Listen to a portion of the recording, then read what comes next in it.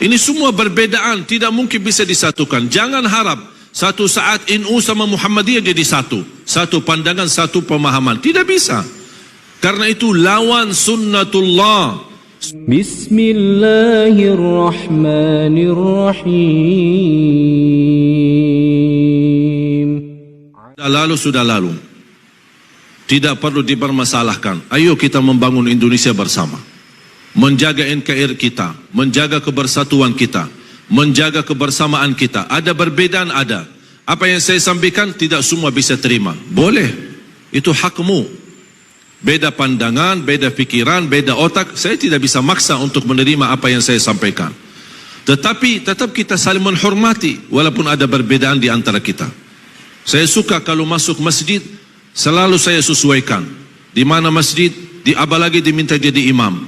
Kalau salat subuh saya tanya, kunut subuh tidak? Oh kami biasa kunut subuh, saya kunut subuh.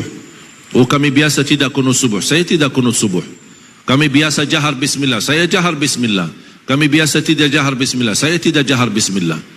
Ini semua berbedaan, tidak mungkin bisa disatukan. Jangan harap satu saat NU sama Muhammadiyah jadi satu. Satu pandangan, satu pemahaman. Tidak bisa. Karena itu lawan sunnatullah. Sunnatullah, Allah menciptakan manusia dengan adanya perbedaan. Kenapa tidak bisa disatukan? Karena beda otak. Dan tidak bisa jadikan manusia satu otak, satu fikiran, satu pandangan. Contoh sederhana, Imam Syafi'i belajar agama sama siapa? Muridnya siapa? Imam Maliki. Imam Maliki gurunya, tapi kok bikin mazhab sendiri? Tak pernah Imam Maliki protes. Kok selama belajar sama saya terus bikin mazhab sendiri, enak-enak sih? Tak pernah protes. Tidak pernah Imam Maliki berkata Imam Syafi'i sesat. Beda pandangan. Bahkan Imam Syafi'i sendiri punya dua pandangan, dua mazhab. Saya pernah baca satu buku sangat bagus. Sayang sekali belum ada bahasa Indonesia. Al-Imam Syafi'i wa madhabuhu al-qadim wa madhabuhu al-jadid. Imam Syafi'i dengan mazhab yang lama dan mazhab yang baru. Kok Imam Syafi'i punya dua mazhab? Ketika saya baca judulnya, kok Imam Syafi'i tak konsisten? Tapi begitu membaca dalamnya, subhanallah, terlihat kekayaan ilmu Imam Syafi'i yang mampu menyesuaikan. Ketika dia berada di Irak, beda ketika dia berada di Mesir. Beda budaya, beda kebiasaan, beda lingkungan, beda suasana. Makanya dia bisa menyesuaikan dengan ilmunya, cocok di Mesir dan cocok di Irak.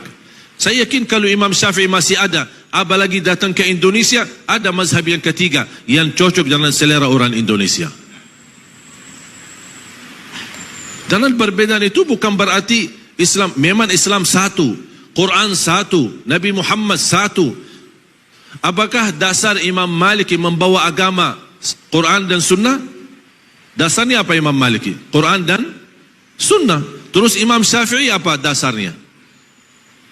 Quran baru beda, Sunnah baru beda atau sama? Tapi kalau memang sama-sama membawa Quran, sama-sama bawa hadis, kenapa ada perbedaan? Bukan beda sumber agama, tetapi berbeda memahami isi Al-Quran. Yang terjadi beda pemahaman, bukan beda sumber agama. Mereka tahu semua kembali kepada sunnah, semua kembali kepada hadis, semua kembali kepada Al-Quran. Tapi memahami isi Al-Quran dan memahami makna hadis.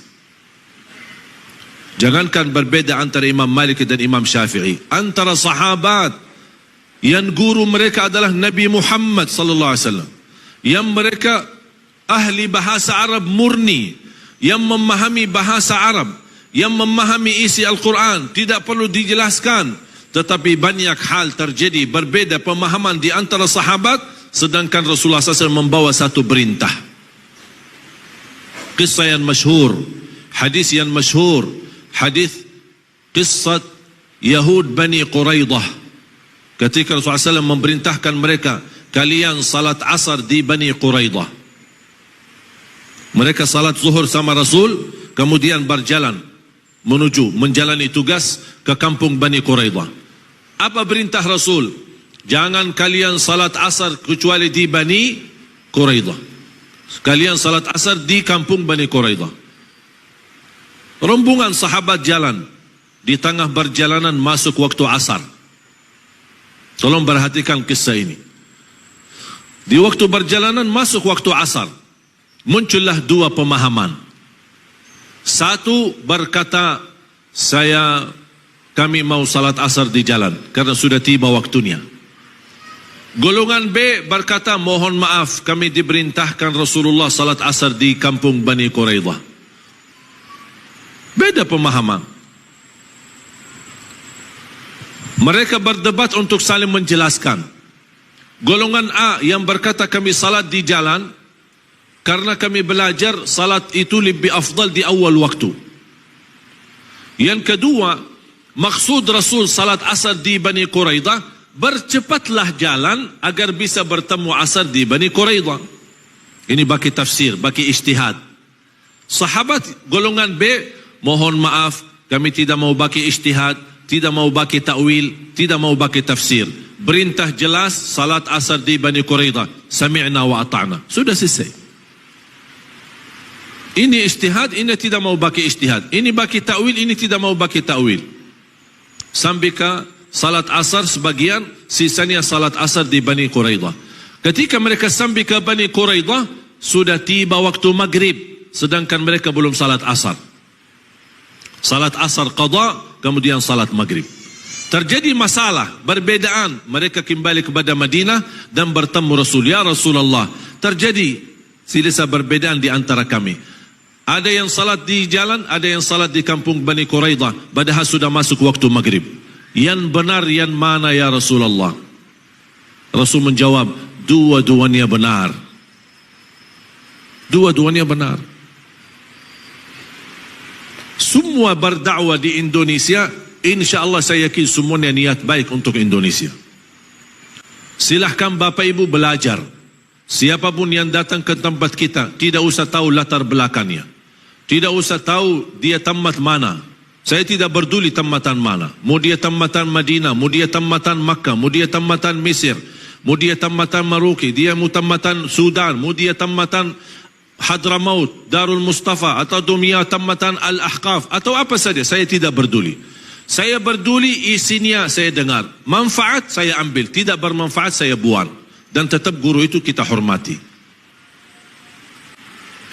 Dan justru semakin belajar dalam perbedaan, man kathura ilmuhu qalla inkaruhu, semakin banyak ilmu kita akan berkurang mengingkari perbedaan. Yang membuat kita tidak menerima perbedaan karena kita tidak belajar. Kita hanya belajar satu pihak, membenarkan diri, merasa diri benar, yang lain sesat. Nah, ini bahaya. Oleh karena itu jamaah sekalian, sangat penting dalam perjuangan kita harus memsatukan visi dan misi kita. Menyatukan umat dan tujuan